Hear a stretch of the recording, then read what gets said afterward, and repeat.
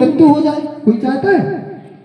लेकिन यदि बेटी की आयु कर्म पूर्ण हो गई तो माँ की गोद में लेटा भी रहेगा तो भी आयु कर्म पूरा हो गया तो जाएगा कि नहीं? तुम बचा पाओगे क्या? है क्षमता किसी के भी अंदर क्षमता? यदि क्षमता होती तो चक्रवर्ती के पास तो कितना वैभव होता है, होता कि नहीं? लेकिन रोक पाया क्या कोई जाने से? वो भी चले गए। तो हम जीवन में निर्णय करें कि जीवन में हम दुखी हैं क्यों? तो नाम संज्ञा जीवन में बहुत दुखी की है जीवन में व्यक्ति को। नाम नाम नाम नाम नाम कब तक चलेगा? पहले नाम नहीं था, नाम आपको मिला है। आपका नाम क्या भैया? कब से है? जन्म से है। तो नाम कब से? जन्म से है। इसका मतलब है कि आप अनादि से अरविंद नहीं हो, है कि नहीं? और इस जन्म के बाद अरविंद रहोगे क्या? इसका मतलब है कि निर्णय कर लो, जो हमारा नाम है वो मिटने वाला ही है सबको विश्वास है ना? जब आपको इतना दृढ़ विश्वास हो जाएगा कि हमारा नाम तो एक दिन मिटना ही है, तो फिर नाम के पीछे आप कसाय नहीं करोगे। और नाम के पीछे ही सारी कसाय हैं। मैं कौन करता है? मैं करने वाला कौन होता है? मैं करने वाला बकरी होता है। तो हमें मैं नहीं करना है, हमें संसार में सबको, सब प्राणियों को लेकर चलना है। आप लोग सामायिक पाठ पढ़ते ना, तो क्या पढ़ते? सद्वेषु मित्रं गुण सुप्रमोदं क्लिष्टेषु जीवेषु कृपा परत्वं माध्यस्थ भावं विपरीत वृत्तौ सदा ममात्मा विदधातु देव। क्या बोला? सत्वेषु मित्रं। मित्र किसका नाम है? सत्वेषु। प्रत्येक प्राणी मात्र पर यदि आपकी एक सी दृष्टि है, इसका नाम है मैत्री भाव। इसका ही नाम मैत्री भाव। माता तो रोज पढ़ती, मैत्री भाव जगत में मेरा सब जीवों से नित्य रहे। बस पढ़ते हो और अपने पड़ोसी के प्रति आपका भाव मैत्री भाव नहीं है। पड़ोसी तो छोड़ दो, आपके घर वालों के प्रति आपका भाव मैत्री भाव का है क्या? तो पढ़ने से क्या होगा? पढ़ते रहो मैत्री भाव जगत में मेरा। देखो ऐसा नहीं कहा जनवाणी ने, मैत्री भाव जगत में मेरा मेरे बेटे से नित्य रहे, या मेरी पत्नी से नित्य रहे, या मेरे परिवार से नित्य रहे। बोला क्या? क्या बोला? सब जीवों से नित्य रहे। संसार में एक जैन दर्शन ही ऐसा है जो स्वार्थी नहीं है, और स्वार्थी भी है, सबसे बड़ा स्वार्थी और लोक कल्याण वाला ही। आप रोज पढ़ते, अपने लिए काम नहीं करते आप कोई भी। क्या पढ़ते हो? संपूजिका नाम प्रतिपालका नाम यतीन्द्र सामान्य तपोधना नाम देशस्य राष्ट्रस्य पुरस्य राज्य करोतु शांति। देखो तुमने अपने लिए नहीं मांगा। सब लोग संसार के प्राणी अपने लिए मांगते हैं, लेकिन हम क्या मांगते? करोतु शांति भगवान जिनेन्द्र। हे भगवान, सारे विश्व में क्या हो? शांति हो, सारे विश्व के जीवों का कल्याण हो। लेकिन स्वार्थ तो है ही। जब पर का कल्याण होगा तो हमारा कल्याण तो नियम से हो ही जाएगा। ऐसा होता ना, जैसे आप अभी भोजन सबको मिल रहा कि नहीं, तो भैया की थाली में रसगुल्ला नहीं आया जैसे, और रसगुल्ला बने तो थे ही, अब उनको चाहिए था, अपने लिए तो मंगाएंगे नहीं, तो क्या कहेंगे? हैं? कहेंगे भैया पड़ोसी की थाली में खा लिए, इसको आगे रसगुल्ला परसों, बोलेगा कि नहीं? लेकिन आपको पता है पड़ोसी की चिंता नहीं है, चिंता किसकी है? लेकिन अपने लिए बोल नहीं सकते ना, तो क्या बोलोगे? भैया रसगुल्ला परसों किसको? बगल वाले को। लेकिन बगल वाले को परसने आएगा कोई व्यक्ति तो क्या देखेगा? क्या यार इसको तो परस दिया, इसकी थाली भी खाली, तो तुम्हें तो मिल ही जाएगा। ऐसे ही हम रोज भावना भाए कि हे भगवान, संसार के समस्त प्राणी कैसे रहे? सुखी रहे। कोई संसार का प्राणी दुखी नहीं हो, किसी के जीवन में असाता कर्म का उदय नहीं आए। तो जब किसी के नहीं आएगा तो तुम अलग से थोड़े हो, तुम भी उसी में शामिल हो। लेकिन उदय आता क्यों है? ये सोचा आपने कभी? उदय आता क्यों है? उदय आया क्यों? अपने आप कभी उदय नहीं आता, विश्वास मानो आप। उदय आएगा तभी जब तुम क्या करोगे, कर्म बंद करोगे। आप एटीएम लेके पहुंच जाते, कार्ड आता ना एटीएम कार्ड, तुरंत जाके मशीन में कार्ड डाला और पैसे निकाल लिए, तो कहां से आ गए पैसे? अपन ने जमा मशीन करे, ने दिए, आए कैसे? अपन लोगों ने जमा करे तो आए। अपने मन से नहीं आए।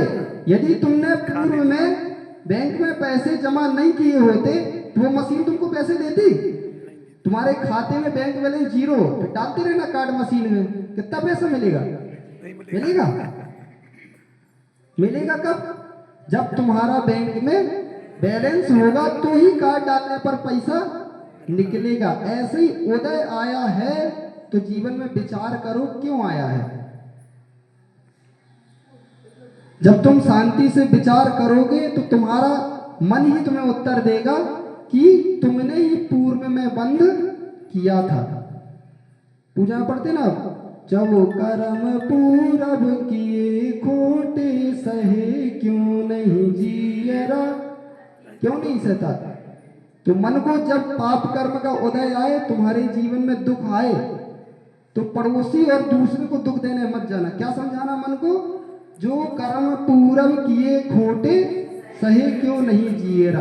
पूजा की एक एक लाइन तुम्हारे जीवन का बहुत बड़ा स्वाध्याय है, लेकिन क्या तुम निपटाना नहीं है, बस पढ़ा वो पूरा नहीं करना कि हमें एक पूजा कर ली, दो पूजा कर ली, 10 पूजा कर ली। एक एक लाइन आप पढ़ोगे ना, एक एक पूजा की लाइन आपके लिए बहुत स्वाध्याय करा सकती है।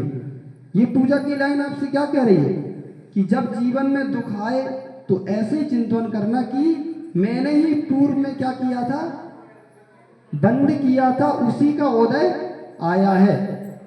तो जब बंद करने में नहीं लिखे थे तो अब उदय आया तो क्यों रो रहे हो?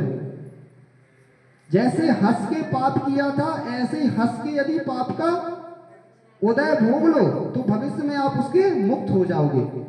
यही तो कर्मबंध व्यवस्था है। पूर्व में कर्म किया, उदय आएगा, उदय में तुम हर्ष विषाद करोगे, फिर नवीन कर्म का बंध हो जाएगा, तो मुक्ति कब मिलेगी? जब पूर्व का कर्म उदय में आए तब तुम्हें कैसे रहना है? तब तुम्हें समता से रहना है।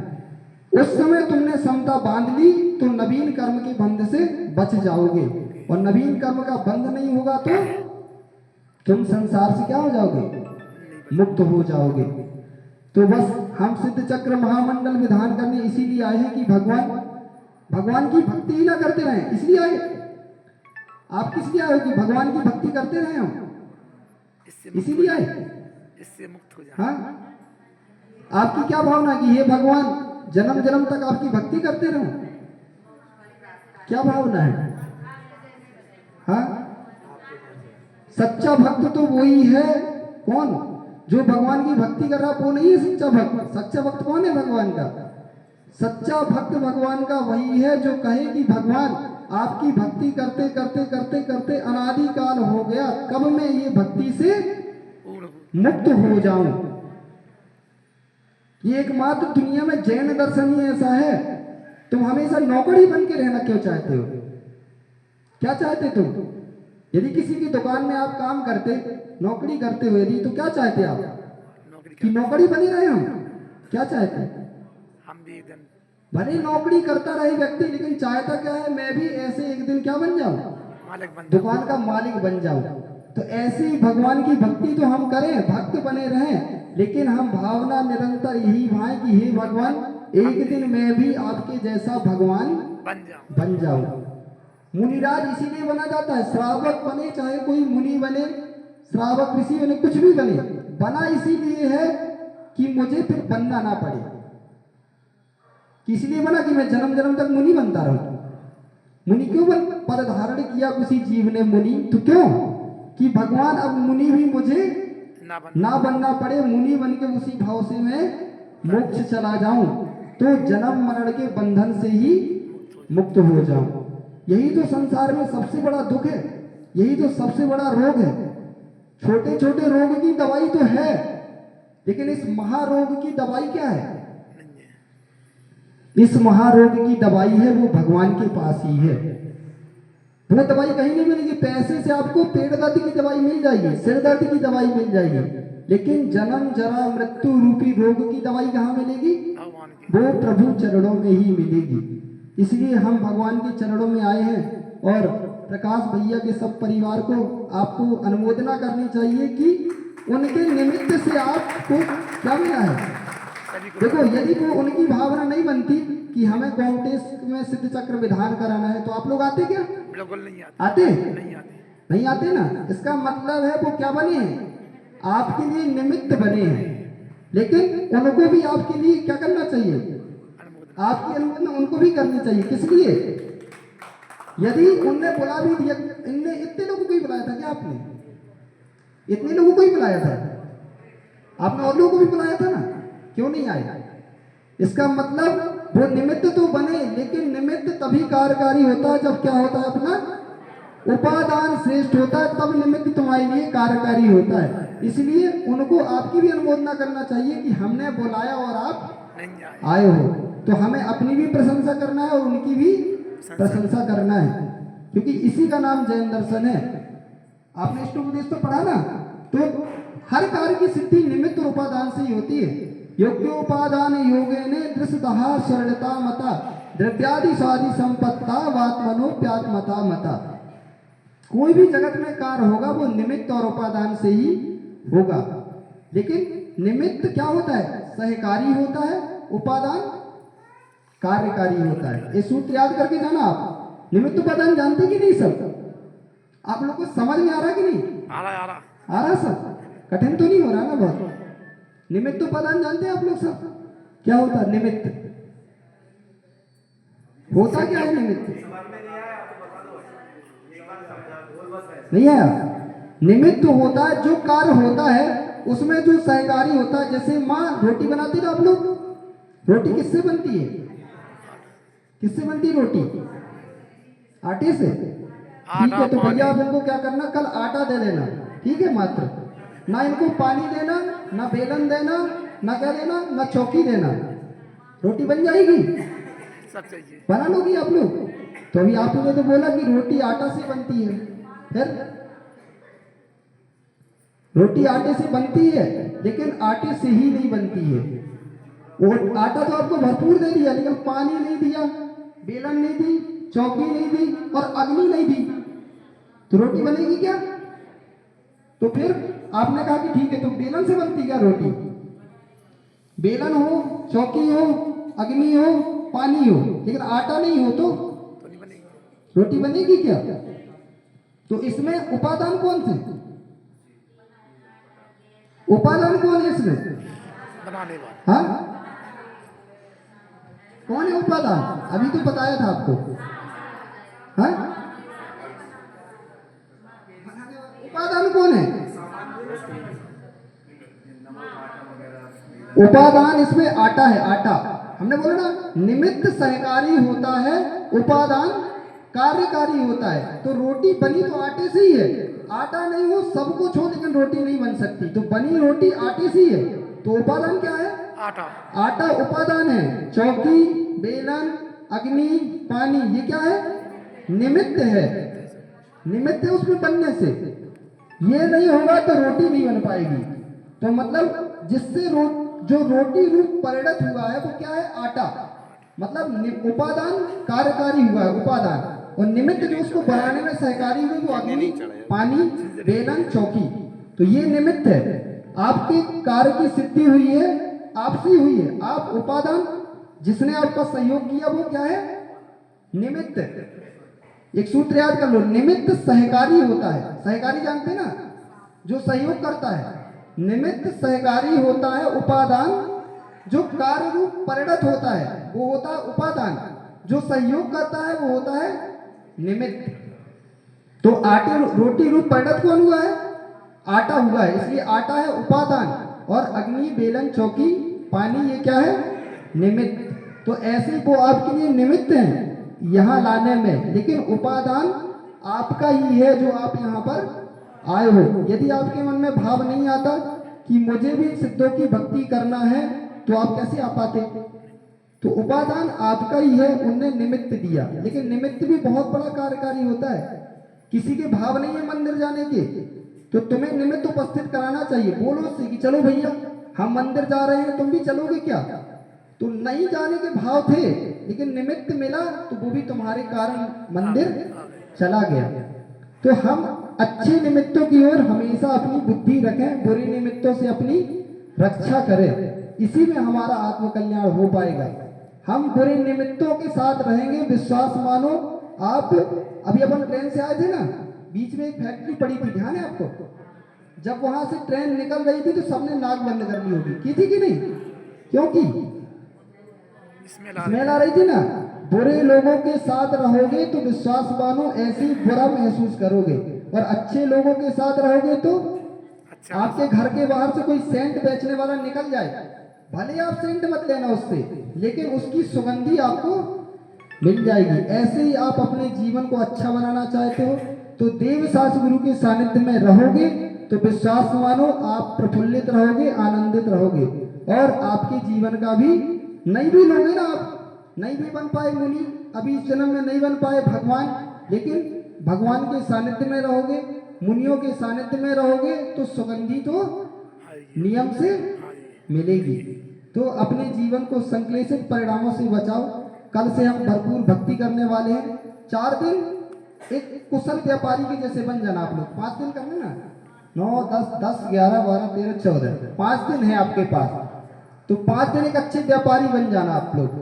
जैसे कोई व्यापारी है क्या यहाँ पर? सब व्यापारी है ना? तो जब आपकी दुकान अच्छी चलती है तो क्या करते? जब दुकान अच्छी चलती है ना व्यापारी की, खाना भूल जाता है कि खाना खाया कि नहीं खाया। भीड़ लगी होनी चाहिए दुकान में, पूछो वो दुकानदार बैठे उनसे। जब दुकान में भीड़ लगी हो ना तो 10 बजे खाने वाला, 12 बजे खाने वाला भूल जाता है। 2 भी बज जाए तो भी भूख नहीं लगी। क्यों नहीं लगी भूख? क्योंकि आज दुकान चल रही है। ऐसे ही 5 दिन ऐसी दुकान चलाना कि ना भूख लगे ना प्यास लगे, और हमारा मन निरंतर भगवान की भक्ति में डूबा रहे। इसी से हमारा जो भक्त बनेगा भगवान वही बन पाएगा, जो भक्त नहीं बनेगा विश्वास मानो वो कभी भगवान, प्रथम सीढ़ी भगवान बनने की भक्त बनना ही है। तो हम सौभाग्यशाली हैं कि हम अरहंत देव के भक्त हैं। किसके? अरहंत देव की भक्त हैं हम सच्चे देव सास गुरु को ही मानने वाले हैं। इसी का नाम सम्यक दर्शन है। और जो जीव सम्यक दृष्टि नहीं है वो संसारी ही है। संसारी का अभाव तभी होगा जब आप क्या प्राप्त करोगे? सम्यक दर्शन प्राप्त करोगे। पढ़ते ना, सम्यक दर्शन ज्ञान चरित्राणी मोक्ष मार्गा। तो मोक्ष मार्ग की प्रथम सीढ़ी ही क्या है? सम्यक दर्शन मोक्ष मार्ग की प्रथम सीढ़ी है। अभी सुबह अपन ने अर्घ चढ़ा दिए थे बहुत जल्दी, कल से समझाएंगे थोड़ा, ठीक है? तो सम्यक दर्शन क्या होता है वो समझना हमारे लिए बहुत अति आवश्यक है। यदि तुम वही नहीं समझ पाए तो हमारी यात्रा ही प्रारंभ नहीं होगी। तो हमें मंजिल कैसे मिलेगी? मंजिल तभी मिलेगी जब हम सही राह में, भले स्लो स्लो चलो लेकिन सही दिशा में चलोगे तो मंजिल पहुंच जाओगे। बहुत स्पीड से भी चल रहे हो लेकिन दिशा गलत है तो मंजिल कब मिलेगी? तो मंजिल कभी भी।